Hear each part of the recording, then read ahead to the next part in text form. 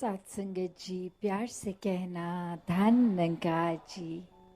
सभी उपस्थित महात्माओं की वाणी सुन रहे थे कि कैसे वो माध्यम कुछ भी रहा हो, उम्र कुछ भी रही हो, एक भाव वही वो संदेश जो हमेशा से संतों का रहा कि जीते जी इस प्रभु परमात्मा की प्राप्ति करके एक मुक्ति के हकदार बन जाएं। सभी वेद ग्रंथ कोई भी धर्म के देख लें तो बात जहाँ साल्वेशन मुक्ति की आती ही है कि एक जीवन काल जीते जी ही ये प्रभु परमात्मा को प्राप्त करना संभव है और इसको फिर देखकर इससे प्यार करके फिर भक्ति करी जाए तो वो प्रेमा भक्ति हो जाती है। तो ऐसा ही जीवन जहाँ हर कोई जिए एक दूसरे से प्यार करते हुए, ये मन में भाव प्रेम का, आदर का, सत्कार का, एकत्व का, जहाँ सिर्फ एक वो एकत्व का भाव एक एकता का ही नहीं, पहले ये एक हो जाने की बात है। इस परमात्मा से जब हम एक होंगे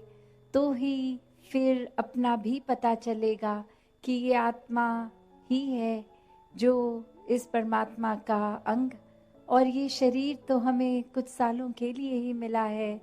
तो ये खुद के साथ भी जहाँ एकता हो जाती है, अपना पता चल जाता है कि हम एक हैं इस परमात्मा के साथ, और फिर वो एकत्व पूरे संसार, पूरे ब्रह्मांड के साथ भी, कि जहाँ कण कण में ये परमात्मा है, निराकार है, तो फिर पूरे ब्रह्मांड का ही वो एकत्व का भाव हर किसी के साथ भी, चाहे इंसान हो या किसी और प्रकार की ये कुदरत में ये क्रिएशन, तो ये एकत्व का भाव फिर एक तालमेल का भाव भी आता है कि जहाँ एक हार्मनी के साथ एक रस होके इस परमात्मा के साथ, तो हर एक में ही ये परमात्मा का वास होना कण कण में, और एक एक इंसान में फिर वो ऐसे ही नजर आता कि हर कोई अपना है, कोई पराया नहीं है, हर कोई ही श्रेष्ठ है, चाहे कहीं पे भी जन्म हुआ हो, एक स्थान, एक जगह, एक जो वो रूप की कोई ऊंचा कोई नीचा नहीं, क्योंकि सभी में परमात्मा है, सभी सर्वश्रेष्ठ हैं। तो फिर ये जाति पाति के बंधन भी इंसान के दिल में घृणा नहीं लाते, क्योंकि ये पता है कि ये परमात्मा को ही पूजना है, हर एक में पूजना है, और फिर ये पूरे संसार के लिए सेवा रूप ये निस्वार्थ होके, तो जब इस परमात्मा को सब में देखा जाता है तो ही वाक्य में एक अंदर से जो पूरे संसार के लिए एक होने का मतलब, एक जीवन को वरदायनीय जीवन बनाने का भाव कि संसार में आए हैं तो वाक्य ही मनुष्य बने, वाक्य ही ऐसे हमारे काम हो जो परोपकार के लिए हो, जो सिर्फ अपने लिए एक स्वार्थ से ना उपजे भाव, सिर्फ अपने आप की ही बेहतरी के लिए नहीं सोचे, दूसरे का हक छीने नहीं, बल्कि सबको साथ लेके आगे बढ़ने वाली बात, हर एक के प्रोग्रेस में अपना प्रोग्रेस छुपा हो। तो कैसे जब भी संसार में संत महात्मा ये इस परमात्मा से अरदास करते हैं तो हर एक के ही सरबत दे भले दी गल, तो वो हर एक के ही लिए एक मन से वो प्यार है, इसलिए ही, और वो प्यार पहले खुद बनना है, फिर ही प्यार हर एक तक पहुंचाना संभव होगा। वरना कुछ देर के लिए तो एक बात कही जा सकती है, किसी के आगे अच्छा व्यवहार किया जा सकता है, पर वो जब हम खुद ही प्यार बन जाएंगे तो बहुत आसानी से जो गुण अंदर है वो हर एक तक पहुंचाना संभव हो जाएगा। फिर वो कोई ऊपरी सिखलाई नहीं, बल्कि अंदर से ही एक हमारा नेचर बन जाएगा, एक व्यवहार में आ जाएगा, एक हमारा एक कोर ही प्यार जब होगा तो वही पहुंचेगा।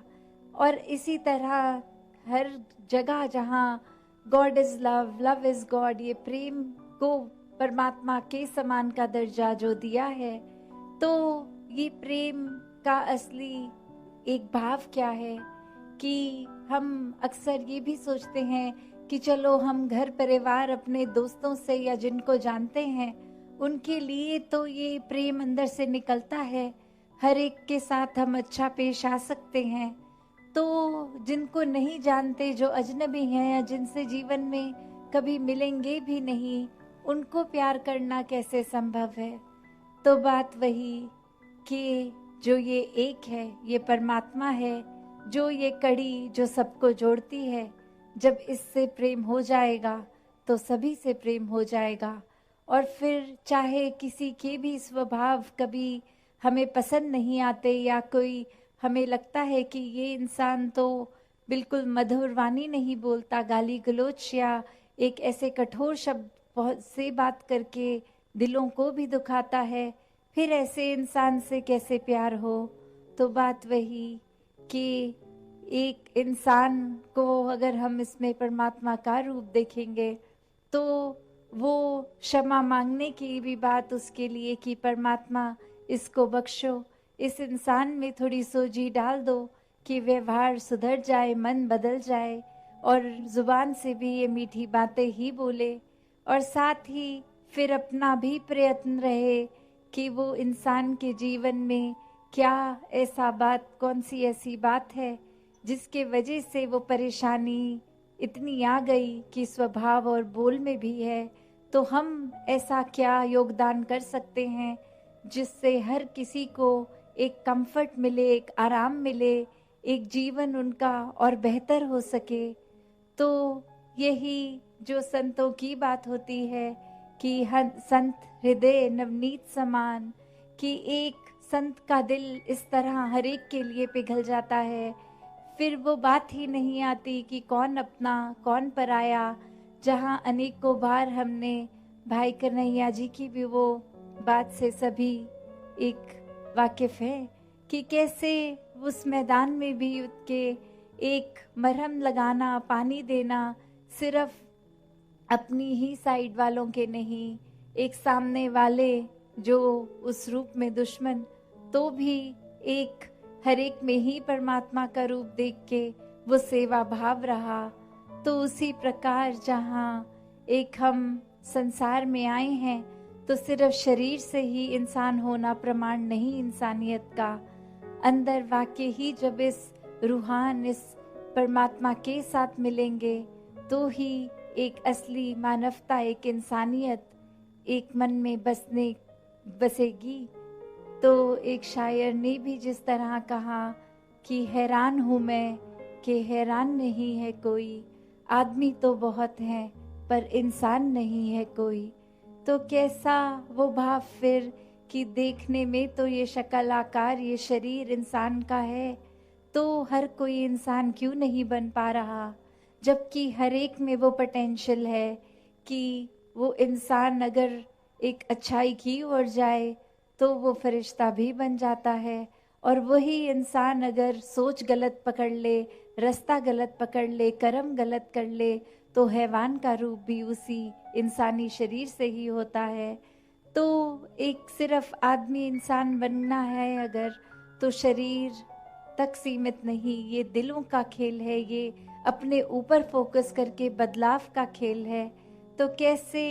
ये जीवन में परमात्मा को जितना ज़्यादा अपने मन में बिठाएंगे, पहले इसको जानकर फिर इसमें विश्वास होगा, वहीं प्यार भी होगा, भक्ति भरा जीवन हर कार्य करते जिया जाएगा। फिर कोई एकांत में अपने आप को अलग करके संसार से नहीं, बल्कि एक कमल के फूल की तरह जो भले ही बदबू में कीचड़ में खिला है, पर वो कितना उससे भी अलग न्यारा दिख रहा है। तो बात वही कि एक अगर हमें लगता है हमारे आसपास माहौल ठीक नहीं, तो हम वहाँ उस कीचड़ में कमल की तरह बन सकते हैं, अपने आप को सुधारते हुए ही फिर हर एक का सुधार हो सकता है। जैसे पानी अगर स्थिर होता है तो हम उसमें एक छोटा सा पत्थर डाल देते हैं, तो वो जो रिपल इफेक्ट होता है, पहले एक पानी का छोटा दायरा बनता है, फिर आगे फिर आगे फिर आगे, और वो ठहरे हुए पानी में वो पूरी वेव रूप वो एक आ जाता है उस रिपल से। तो उसी प्रकार हम जहाँ खुद को पहले सुधारेंगे, फिर आसपास वाले, फिर अपने घर के एक दोस्त मित्र, और उस तरह से ये कदम पूरे संसार की ओर आगे बढ़ता जाएगा। तो हर समय ये ही बात जब मन में हो कि ये परमात्मा का एहसास है, तो खुद ब खुद ये इंसानियत वाला रास्ता हम चुनेंगे, हैवानियत वाला नहीं। तो ऐसे रास्ते पे रहना है, चेतन रहना है, भक्ति को जहाँ मजबूत करना है, एक मन से सुमिरन रूप इस परमात्मा के साथ जुड़ने का साधन, और ये सेवा भाव मन में निस्वार्थ होके, और संत महात्माओं का संग, ये सत्संग रूप जो हर समय हमें सही मार्ग पे ही डालते हैं। तो ऐसे भाव हर एक के बने रहें, हर कोई अपने जीवन को भक्ति में इस तरह जिए कि जीते जी भी ये मुक्ति के हकदार हों, और मौत आने पर भी फिर ये आत्मा को पता है कि अब भटकन नहीं है, अब ये जीवन मरण का सारा खेल खत्म, अब इस परमात्मा में ही लीन होना है, इसी में मुक्ति मिलनी है। तो हर कोई ऐसा जीवन जीता चला जाए। सत्संगत जी, धन निरंकार जी।